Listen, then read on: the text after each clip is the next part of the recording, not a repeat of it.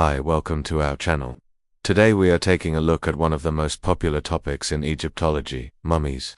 Why did the ancient Egyptians practice such unique burial rituals? What did they do with those bodies, and why do we still have so many of them today? In order to answer these questions, we are going to take a look at some of the most famous mummies in the world. Some of these mummies were thought to be lost forever, while others might teach us about how the Egyptian people viewed their We'll begin our journey into the world of Egyptian mummies with one of the most famous mummies in the world, the mummy of Ramesses the Pigeon. This mummy was discovered in 1826 by Napoleon Bonaparte's brother and General O, who was also named Napoleon. He found the tomb of Ramses II in the Valley of the Kings and sent this famous mummy back to France with him. When the French authorities realized that they had just stolen a priceless artifact from Egypt, they put the mummy on display in the Louvre Museum. There it stayed for many years until finally, after decades of negotiations between the two countries, it was returned to Egypt in 1940. In 1976, it was moved to the newly opened Museum of Egyptian Antiquities in Cairo, where it is housed to this day. It has been suggested that the reason the tomb was robbed was because the location of Ramses II's final resting place was lost. However, this is not true, as the tomb was known and excavated by the Arabs before the French came along. The reason it was robbed was likely simply because of how valuable the artifacts inside were and the riches they could fetch.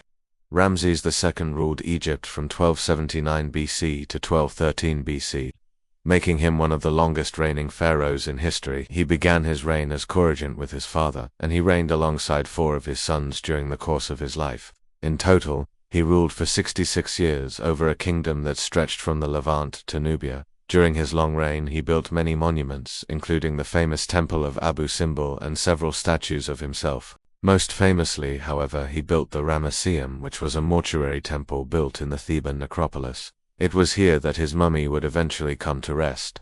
The purpose of a mortuary temple was to serve as a place where the deceased pharaoh could receive offerings and have their legacy celebrated. These temples were often built along the Nile River.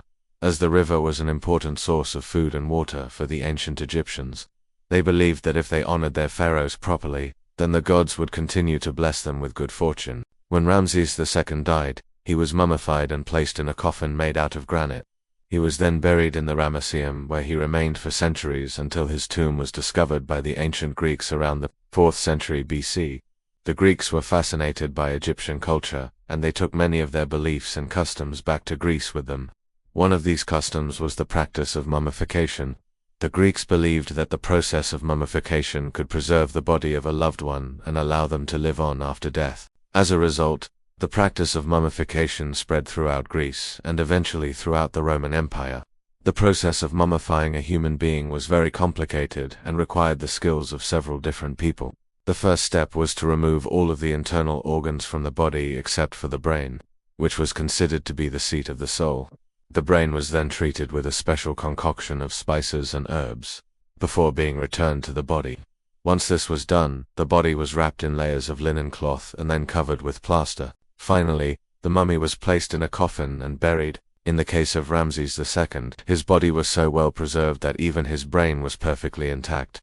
When it was discovered by archaeologists, the ancient Egyptians believed that after a person died, their soul would travel to the underworld and be judged by Osiris, the god of the afterlife. If the person had lived a good life, then they would be allowed to enter the field of reeds, a paradise where they could spend eternity. However, if the person had not lived a good life, then they would be sent to the house of the forever alone, a place of fire and torment. To help ensure that their soul would be judged favorably, the Egyptians would often bury their dead with items that they would need in the afterlife. These items could include food, clothing, furniture, or even servants. Sometimes the Egyptians would even sacrifice animals so that the dead person could have them to eat in the afterlife. Archaeologists have discovered many tombs that contain the remains of sacrificed animals. The ancient Egyptians kept detailed records of their dead, and they often created elaborate tombs for them. These tombs could be above ground or below ground, and they were often decorated with paintings and hieroglyphics that told the story of the dead person's life. Some of the most famous Egyptian tombs can be found in the Valley of the Kings, where many pharaohs were buried. The Valley of the Kings is located near the city of Luxor, and it contains the tombs of more than 60. One of the most famous tombs in the Valley of the Kings is that of Tutankhamun. a young pharaoh who died in 1323 BC. Tutankhamun's tomb was discovered in 1922 by Howard Carter, and it was the first major discovery of its kind since Napoleon Bonaparte's discovery of the Rosetta Stone in 1799. The discovery of Tutankhamun's tomb was significant because it provided a wealth of information about the Egyptian way of life. It also helped to confirm the belief that the Egyptians had been using hieroglyphics as a form of writing. Unlike Ramses II, Tutankhamun was only 9 years old when he became pharaoh. He reigned for 10 years, until he died in 1323 BC. His death is shrouded in mystery, and there are many theories as to what caused it. Some believe that he was murdered, while others believe that he died from a freak accident. Whatever the cause, his death led to a power struggle between his advisors, which ultimately resulted in the rise of his uncle Akhenaten. Akhenaten was one of the most controversial pharaohs in Egyptian history.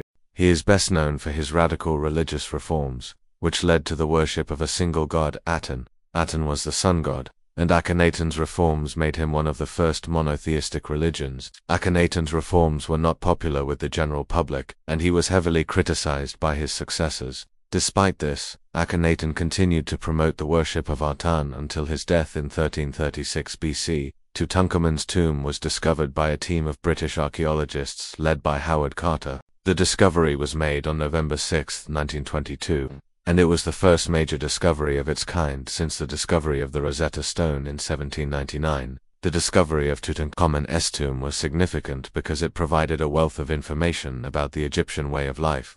It also helped to confirm the belief that the Egyptians had been using hieroglyphics as a form of writing. The tomb itself was small, but it contained a wealth of treasures, including a golden funerary mask that is now one of the most famous artifacts from ancient Egypt. But what exactly is a mummy? The word mummy comes from the Arabic word for wax, as the ancient Egyptians used a waxy substance to preserve the bodies of their dead. But modern mummies are actually made out of tar, which was often mixed with animal fat and plant oils. The process of creating a mummy was a long one that took several weeks. First, the body would be washed and then wrapped in layers of linen cloth. The body was then placed in a coffin and buried. Mummies weren't just made for pharaohs, but also for wealthy members of society. The Egyptians believed that when a person died, their soul would travel to the underworld and be judged by Osiris. If the person had lived a good life, then they would be allowed to enter the field of reeds, a paradise where they could spend eternity. However, if the person had not lived a good life, then they would be sent to the house of the forever alone, a place of fire and torment. To help ensure that their soul would be judged favorably, the Egyptians would often bury their dead with items that they would need in the afterlife. These items could include food, clothing, furniture, or even servants. Sometimes the Egyptians would even sacrifice animals so that the dead person could have them to eat in the afterlife. Archaeologists have discovered many tombs that contain the remains of sacrificed animals. There are many different ways that mummies have been preserved throughout history. The most common way is through natural mummification, which occurs when a body is preserved naturally in ice, sand, or other natural materials. For example, the famous Russian boy who lived in Siberia and was naturally mummified is a prime example of natural mummification. There are also cases of human mummies that have been created intentionally through various methods, such as the use of chemicals or traditional burial practices. One interesting case of a mummy is that of C.I. the Iceman, a man who was frozen in ice for over 5,000 years. C.I. was discovered in 1991 by 2 German tourists in the Italian Alps. He was found to be remarkably well preserved, with his body still containing organs and even skin. The discovery of C.I. provided valuable insights into the Copper Age, as well as the Copper Age cultures and traditions. Another famous mummy is that of Lincoln's tomb in Springfield, Illinois. Lincoln's body was embalmed using a mixture of embalming fluid and spices, and it was then placed in a custom-made metal coffin. The coffin was then buried deep underground in a vault at the Lincoln tomb. While there have been attempts to steal Lincoln's body, it remains buried in Springfield to this day. So the next time you think of mummies, remember that they're not just creepy things from horror movies. Mummies are a fascinating part of history that can teach us a lot about different cultures and time periods. And some mummies are so well preserved that they may even hold the key to understanding the world around us. So keep learning and stay curious. You never know what you might discover. Thank you for watching. Please let us know your thoughts in the comments. Everyone, don't forget to subscribe. See you soon.